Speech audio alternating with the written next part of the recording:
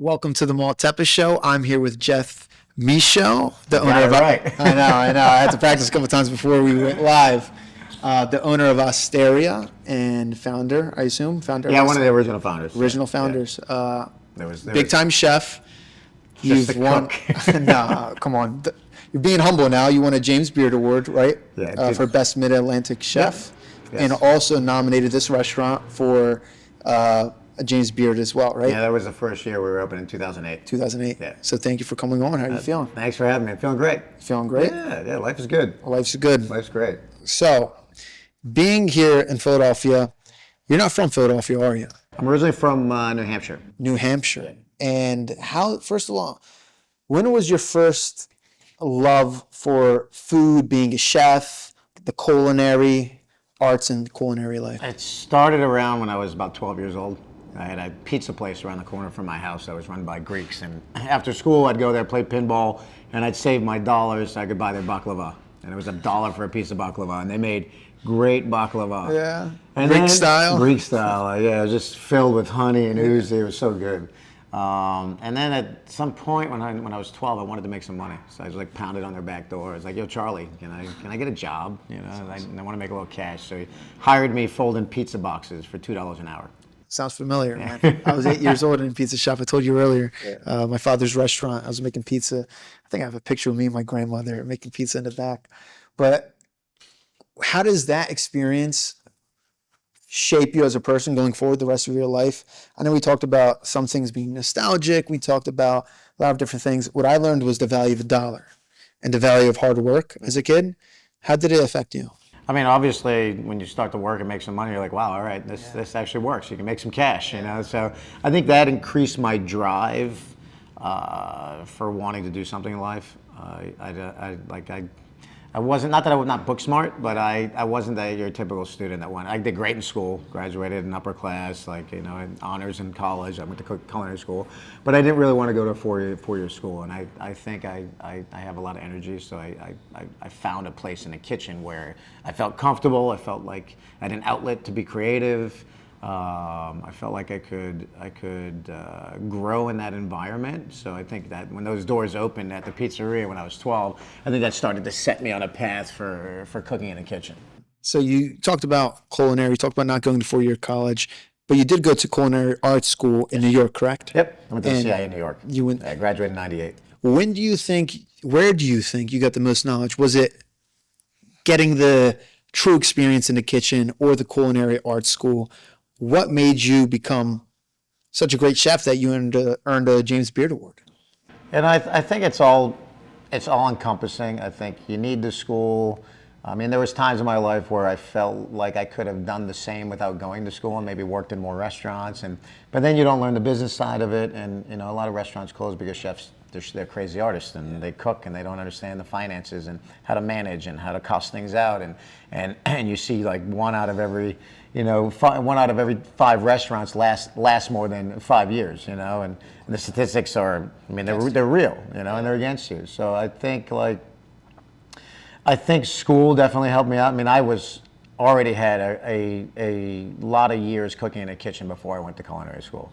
Like I worked in a fast-paced steakhouse, I worked in a hotel. My high school had a culinary arts program where it had a restaurant inside it. So I had a good jump when I got to school. School was fairly easy. I mean, I knew, besides like learning about wine and managing and costing and all those things that you take the classes for that prepare you for it. But I don't really think you really learn even that until you're thrown into a business and you have to kind of figure it out, unless you've taken business courses and understand how to develop and open up a business. I always say experience is the best teacher.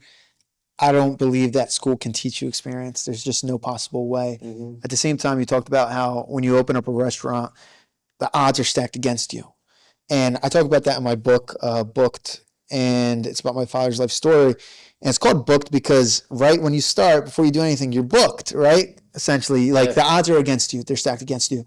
But the whole premise of the book is taking those odds and how do you put the odds in your favor? Mm-hmm. So my question to you is, how did you put the odds in your favor by opening up this restaurant? Oh, I mean, it took years before I even thought about, like I set a goal to myself. I said, by the time I'm 30, I want to open a restaurant. Yeah. you know. And I opened this with 2 other business partners back in 2007. You know, so we each had our role of what we were doing. And this is when I was, you know, I'm 10, 12 years younger than both of them when we partnered, like, as far as age goes. So we all had our roles. We all knew what we had to do. And, you know, that started to get me, making me comfortable, like opening my first kitchen here, which was actually, it wasn't my first kitchen. The first one I opened was in Italy. Really? I was the opening chef at a small restaurant in the foothills of the Alps. Wow. But unfortunately, it was illegal, and I had to leave. But with that said, like, I moved back to New England, and I was the opening chef at a restaurant in North End in Boston. You know, that didn't last too long because they said they wanted a real Italian restaurant. Yeah. And they're on the Freedom Trail, and they didn't really want a real Italian. They wanted an American Italian restaurant that was going to get all the tourists in. And totally different. Now I just got back from Italy, living there for a few years, and I was like, this is not. I'm not cooking spaghetti and meatballs. I'm not making. Not that there's anything wrong with it. It's just not the food that I've worked my whole life to make. I always say there's American Italian, then actual Italian, and they're two very different things. It's, to me, the American Italian is just commercial, right? It's like the standard. But when you get into the details of like true Italian meals and dishes, it's so much different, and it's much more outside the box. There's so much creativity and imagination to it. And to me, that's the best from going to Italy past couple summers and going down. I know we talked about prior, all the different places in Italy. We talked about Northern Italy and a lot of different things. So when it comes to these Italian dishes, what's your favorite Italian dish? Or top 3, 5? For me, it's kind of hard to pinpoint one because in the Italian realm, I love all Italian food. You know, I mean, there's cozy things that are nostalgic to me. Like the one dish that really made me understand why Italian food is so awesome and so powerful, and actually maybe figure out why food in general is so powerful is when I learned to make polenta and rabbit with my wife's grandmother on a wood stove, and she was 80-something years old, killing the rabbits with her hands. Like, it's a hardcore woman, and and she would cook over a wood stove with the polenta in the fire, and it was just one of those, like, you're walking in the kitchen and you're smelling it and you're working with her, and you just see the passion. Like, she raised the rabbits in her backyard, and you know, that to me is probably one of my most memorable dishes and cooking experiences. You know, when I see the rabbit, like, I start to salivate. Like I know that dish is gonna be great. And it's funny, when I was a kid, my grandfather, right, we used to have pet rabbits. And then one day the rabbits were gone. What was for dinner? Yeah. It was rabbit. Yeah. But like, that's how it was. It was like true, it was authentic, and it was like straight, like to the point. And you don't beat that type of old school on the fire type of meals. Yeah. It's true, you know. Now, Osteria is an Italian restaurant. What made you open an Italian restaurant? What kind of like made you go to Italy? Like, how did Italy become such a big part of your life?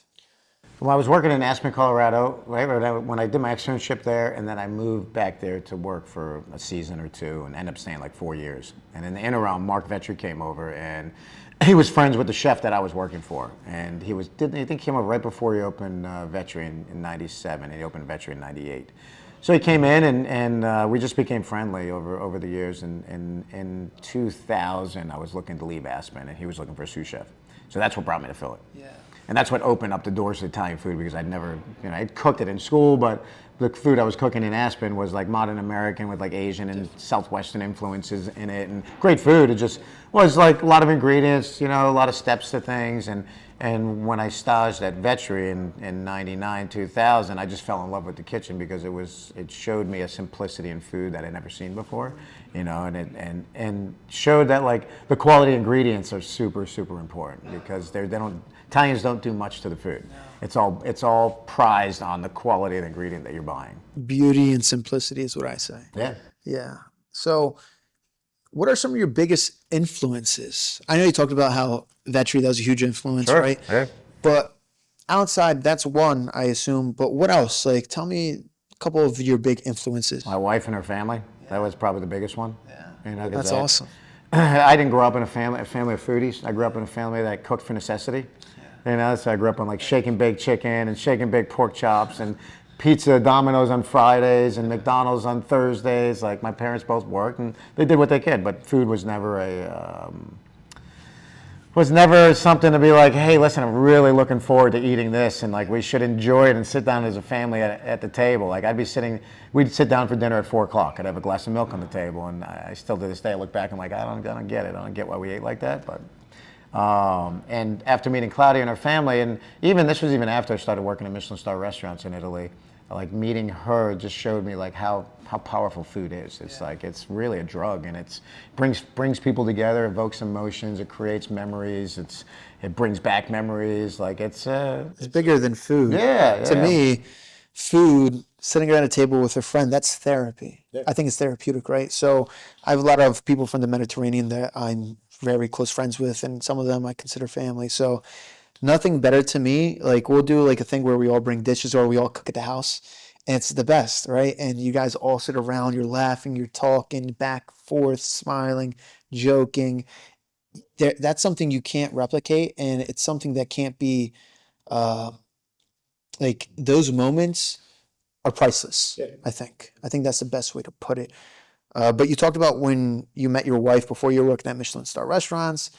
Did you meet her while you were working at, I don't know if I'm going to say this correct, Mangeli? No, Mangili. That was a butcher shop. No, there I didn't meet her there. No, there I was killing cows and pigs and like butchering cows, like half a cow for people that would come in and order it for their house. Yeah. And they'd be like, the little old ladies would come in and be like, I need a half a cow. And they'd wheel it out, and then they tell you how they wanted it cut, certain cuts for braises, steaks, ground for tartare. And then after that, I went to go work at a place called Loro, which are 2 guys that are my age. There's an 8-seat restaurant. Then after that, I went to a Michelin star restaurant called Frozio. Yeah, and there's 2 brothers, and they still own it. And she came in to dinner one night with a mutual friend. Yeah. And that's how it all started. I think he was playing Cupid. That's awesome, though. That's a cool story. So you also started with your wife, agency or travel agency called La Via Gaia. Yeah, we have a luxury travel company called La Via Gaia. It's named after our daughter. Gaia also means happiness, so it's like the road to happiness. Yeah, that's awesome. Tell us about that. So we started doing small group tours, like just really off the cuff ones in like the early 2000s, like 8, 9, 10. We were doing like 1 a year, and I do them on my vacations. And we would basically we had a lot of people coming to the restaurant asking me, you know, where do we go? And like they knew I just got back from Italy, so they were like, where do I go? Where do I stay? What do I eat? What are the connections that you have? And I looked at my wife. I was like, why don't we put together like a week trip, all-inclusive trip? They just have to get there, and I'll give them experience that I had when I lived there. Yeah. And from there, it kind of started to morph into something really special. And you know, we started to open more restaurants. So in like 2011, we put it on hold, and then when we sold our company in 2016. We all went to go work for Urban Outfitters. And then in 18, I started the travel company back up with my wife. And now we do, 6 days. We do about 8 trips, 8 tours a year. Each tour has about 16 people on it. And we take a guest chef, Philly, like Nick Elmy, Greg Vernick comes with me all the time. I've had some people on the Food Network, like Joe Sasto, he's got the curly mustache. I've had the old bass player from Bad Company come with me 1 year. So we try to keep these really fun guests that come along to just add another level to the trip. And the trip is a week long. It's full immersion. Like you're doing things. Yeah, you're at my mother-in-law's house cooking. Like, that's awesome. You're in the mountains making cheese with a buddy of mine, and we're foraging for our lunch. We're truffle hunting with a good buddy of mine. That's family's been doing it for 4 generations. Like, so we're seeing things and doing things that are unique. Hard to find.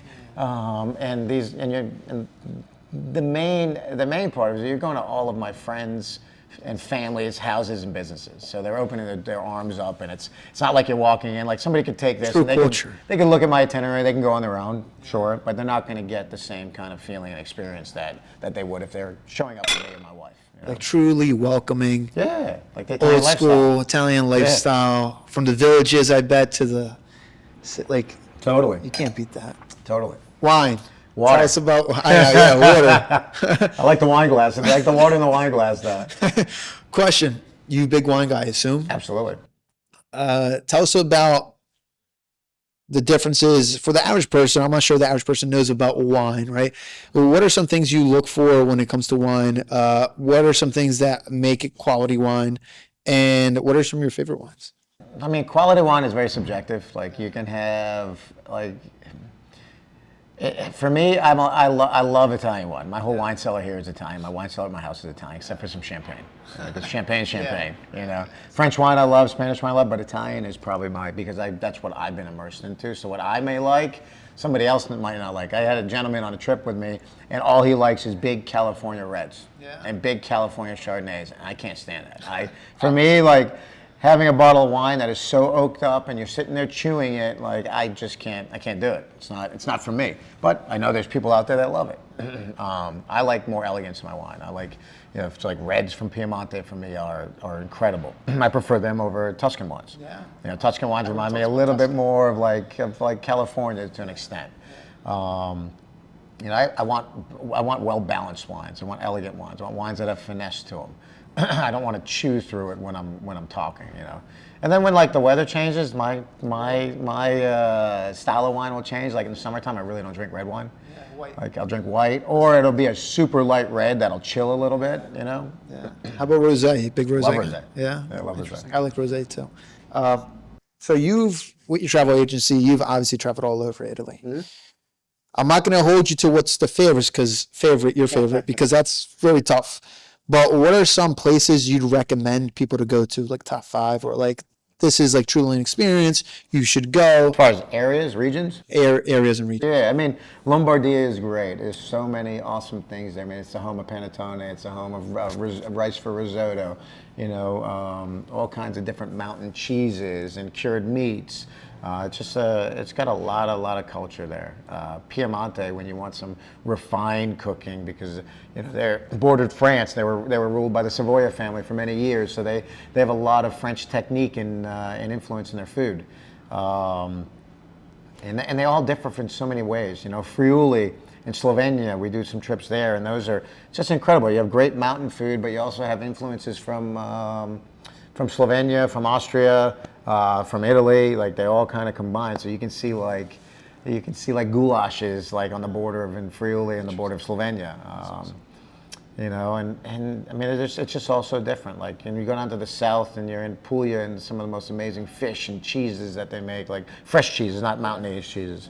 So it all just kind of, it depends where you're at. Like Sardinia was another one I just did a little research in, and it was an incredible, like unforgotten, like it's just an area that has been forgotten about, not touched. It's just so rustic and incredible. Like I had a spit roasted 40-day-old lamb that was like just fed on the mother's milk. That was like eating butter. Wow. And I can still taste it in my mouth today. Wow, that's awesome. Are you a big lamb guy? I eat everything. Yeah, the only thing I really don't particularly care about, like I'll eat some organ meats, but like, liver. Depends. I love your chicken liver pasta. It's like my favorite. I'm not gonna lie. I'm not a big liver person either. Yeah. I like it. It's very nutritious for you. But the chicken liver pasta here is awesome. No, it's been on the menu since we opened. Yeah. That was one dish I was gonna take it off, and Mark was like, "Hey, you can't take that off. You got to keep it on." And so I decided to keep it on. And it was, good thing you did, because I love it when I come here. Right. No, it's a good dish. But like beef liver and calf's liver, I can probably do a little bit of that, but it just gets too strong for me. It is strong, very strong. But I like brains. I like sweetbreads. I've never had brains. Bone marrow. Bone marrow is delicious. Yeah. So, all right, we talked about your favorite places in Italy, or your recommendations in Italy. How about outside of Italy? We talked a little bit about that, but what are your top 5 destinations outside of Italy? Like is in the States, in the Philly area? Wherever you want. I was thinking all around the world, but if you want to talk about, United States, just in general, your favorite, like outside of Italy, if you had 5 places on your bucket list that you want to travel to, and you're like, these are the 5 places, what would they be? I mean, I went to Barcelona this past summer, so that's off. Okay. Barcelona and Girona. We had this 3-star. I'm not a big 3-star Michelin guy, because I think the food gets. I think at this point in time, you can take most 3-star Michelin restaurants and put them in any country. Okay. Because you could take one from France, put it in Spain, one from Spain, put it in Italy, one from Italy, put it in Mexico, because they're using very similar ingredients. They're using a lot of Asian ingredients. They're doing a lot of fermenting. It's a lot of tweezers, and it's great. It has its place, but it's just not for me. I want food. I want like substance. I want real food. And there's not a lot of 3-star Michelin restaurants that do that. Like one in the States is Providence. Michael Cimarusi, his food is real. It's great food. Da Vittoria, which is a 3-star Michelin restaurant in Bergamo. That's a great 3-star. And then we went to El Cielo con Roca in Girona, which was mind-blowing, you know.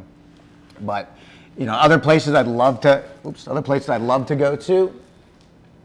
I'd love to go to Portugal. I haven't been to Portugal to eat yet. Yeah. I've never been either. I've been to Spain, not Portugal. I'd love to go to Portugal. There's another area in Spain. I'd love to go to Extabare. It's another 3-star, but he goes and fishes for all his stuff, and it's just like all over wood coals.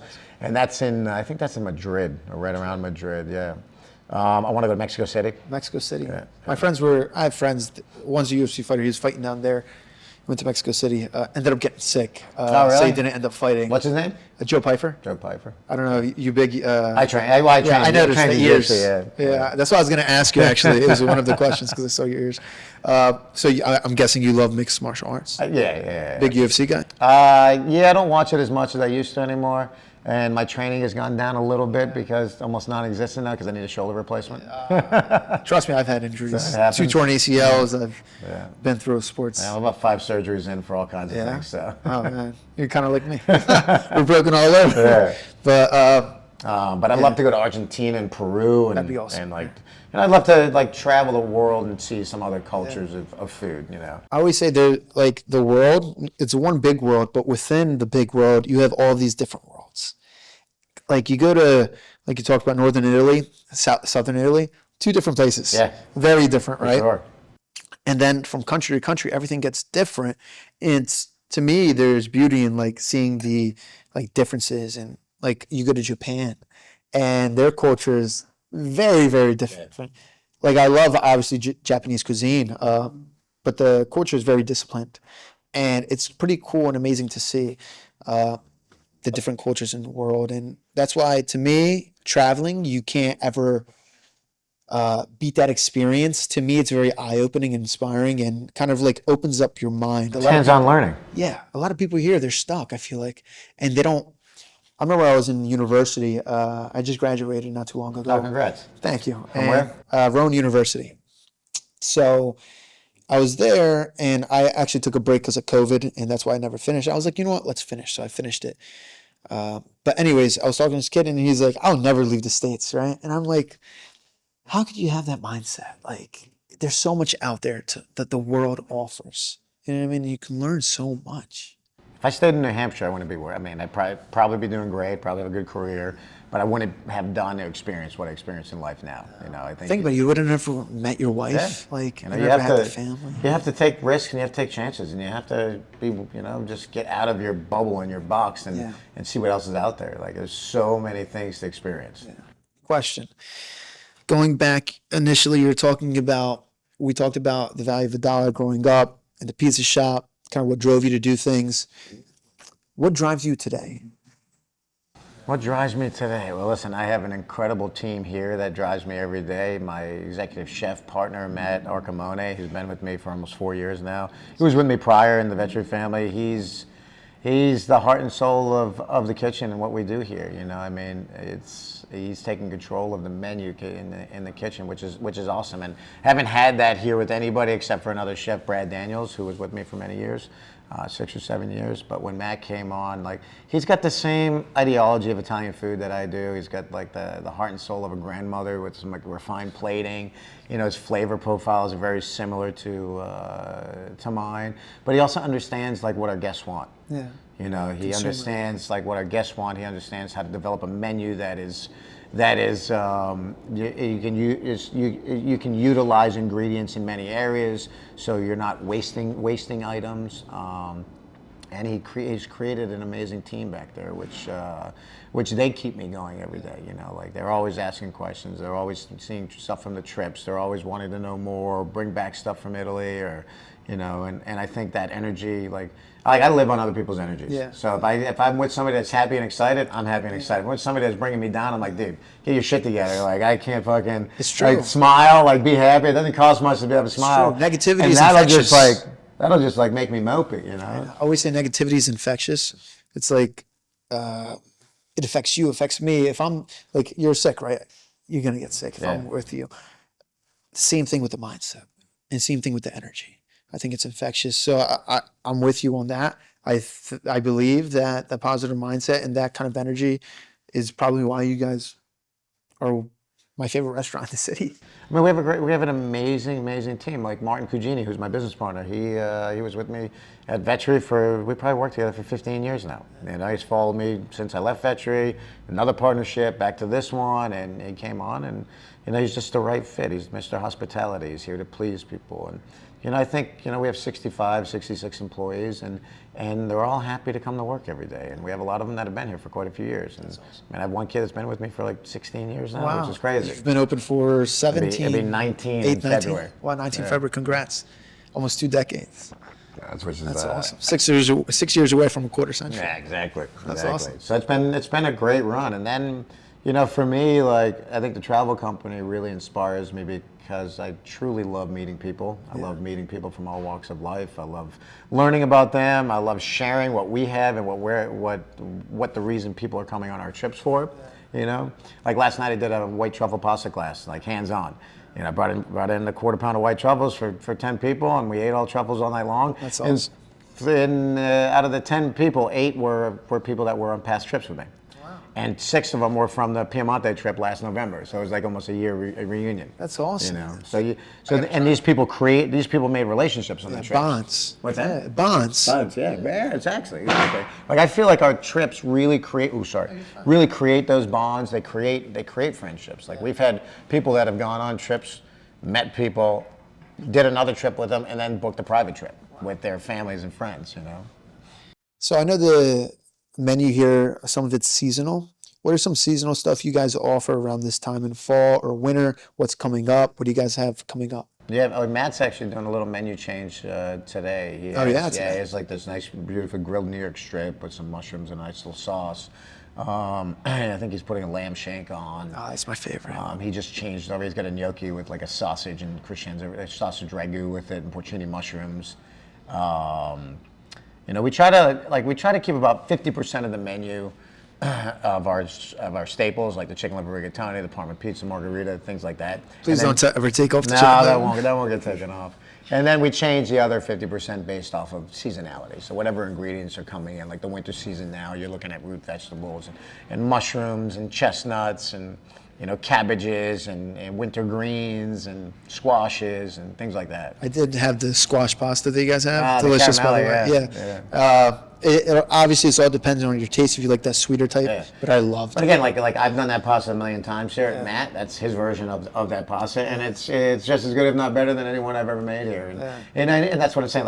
Like that's a traditional. The shape isn't that traditional, but the shape is. The shape makes it look like a candy wrapper, and they're sweet like a candy. I know, it's perfect, isn't it? So his play is whimsical, and he puts that thought in behind it. And creativity. Yep. That's awesome. What's something that goes on behind the scenes that really nobody talks about? How difficult it is, the behind the scenes picture, and like I know personally from being in the restaurant business that it can get a little hectic. So tell us about behind the scenes. I mean, a restaurant, it's a living organism. Like its wheels are turning every single day. Like you don't know, you have an idea of what to expect, but there's something could go wrong at any given moment. Employees don't show up, or they show up and you got to send them home, or they're having a bad day, or your delivery's late, or you burned a product and you didn't, and you can't, you got to take it off the menu. You got to 86 it for the night, or the delivery is shorted XYZ.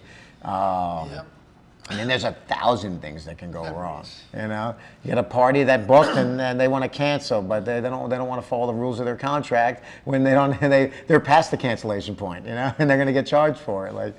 So there's reviews that people put up, and it's for the wrong restaurant. Like there's two Osterias in Philly. Osteria Ama. Yeah, you know how many reviews we get from them Really? that don't have anything to do with us? We had a guy call us one time saying, "Oh, we ate here, blah blah blah." I'm like, "Sir, we're not that restaurant."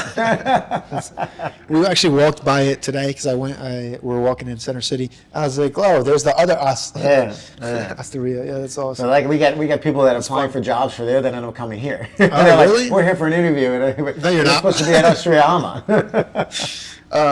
All right. So we went through favorite dishes. We went through favorite places, favorite cuisines. Obviously, I assume Italian's number one, Sure. right? It's right there, yeah. Italian, Japanese, Japanese. Mexican, 3. Spanish, 4. One more. Indian. Indian? Really? Yeah. I think good Indian is amazing. I think sometimes it's hard to find good Indian around here. Yeah. Now we went through that. Top 5 restaurants in the city. In the top 5 restaurants in the city. Or just like some that you really Burning love. Fish. I'm going to say Lark, but that's outside of the city. Yeah, it's a little bit. But I'm going to say that anyway. Park is great. It's like, is it a favorite? No, but is it like a restaurant that's always going to consistent and give you, and you're going to know you know what you're getting? Morimoto is great. Morimoto is awesome. I love But it. if I don't go there, I go to Sakana. Sakana Never is been to a little Sakana. BYO on 2nd and South. Really? And Sam is the owner, and he does an amazing job. It's like 17, 18 courses, nigiri sushi. It's just really, really beautiful. Yeah. Really, I would say it's right up there with Jesse Ito's at Royal Izakaya. I got to put it on my bucket list. Roy Zakaya, that's one that I want to do. I was telling him earlier, my cousin, the producer, shout out Alexander Cruz, best producer, the producer for our Maltepes Show and the man behind the magic. I was telling him about Morimoto, and I was like, great. dude, this place is awesome. Great. It's 20 years later, and it's still running on all 12 cylinders. You know? I know. Another couple. Milou's great. Amanda and Alex are awesome. And there was one more that just popped in my head. It was Milou. I got to go outside of the city. Hartside. Hartside. Where's that? It's in. I think it's either Collingswood or Haddonfield. Collingswood. Yeah, it's Dominic Paperno. He was Greg Bernick's sous chef for many years. Okay. Yeah, great place. Collingswood, I know you have. I'm sorry, it's Haddonfield. Zeppeli's pretty good. Joey was my first sous chef here. Yeah? Zeppeli's pretty good. I really do enjoy that. Yeah. Joey's great. Across from that, you have Lee Beirut. My friends, it's like Lebanese food. Yeah. Love it there. That's awesome. Yeah. No, that's my neck of the woods. I love Collingswood. But was that? Say that again. The one place that you were talking about in Hartside. Hartside. Yeah. I gotta try that out. Never been. He's building a new location. He's going to be moving it, but it's delicious. Yeah, he puts things on a wood hearth. It's beautiful. I love the Haddonfield area. Yeah. It's a nice little strip. You know what I mean? Yeah. So we talked about your mindset. You talked about the drive. Now, what's coming up for Osteria? What do you guys have to offer? I know you guys do weddings. My friend's doing a wedding. Yeah. Tell us something about that. No, I mean, Osteria, we're not trying to invent the wheel here. We're just trying to continue doing what we've been doing for the past 18 years. You know, our idea here is to create a restaurant where people can come back, once a week, twice a week, 3 times a week. They can make it a special occasion. They can have a party here. We want it to be that neighborhood restaurant, and I think we have a check average that fits that, and we see it, We do lots of events on top of cooking classes that we do. So when I'm not doing the Italy tours, I'll always put in, some cooking classes, pizzas, pasta, hands-on classes. Or some private dinners, or we'll bring in some chefs from Italy or other parts of the world, and we'll do some dinners and book dinners as well. Awesome. So we try to keep it fun for our guests and also fun for our team. If our team's having fun, then the guests are definitely having fun. Well, that's the best part. I mean, if the team's having fun and everybody's having fun and everybody's really into it, well, it's, like I said, it's infectious, and it kind of goes on to the consumer as well. And that's why customer service is very important. I believe you guys have some of the great.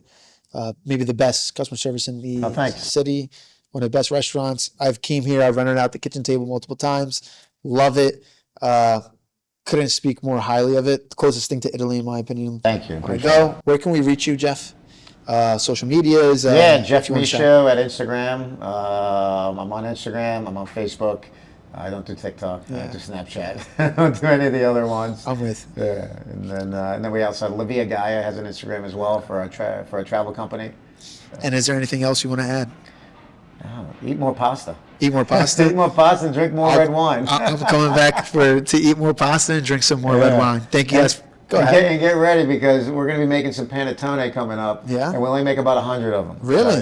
So we're going to launch those probably the second week of December. We'll launch them. And you can pick them up probably the week before Christmas. Awesome. Perfect. Listen to that, guys. Thank you so much, Jeff. Awesome. It was a pleasure. Very nice to meet you. Thank you so much for having me. Make sure to subscribe to the Maltepes Show, Maltepes Report. Thank you guys for listening. As always, enjoy the moment.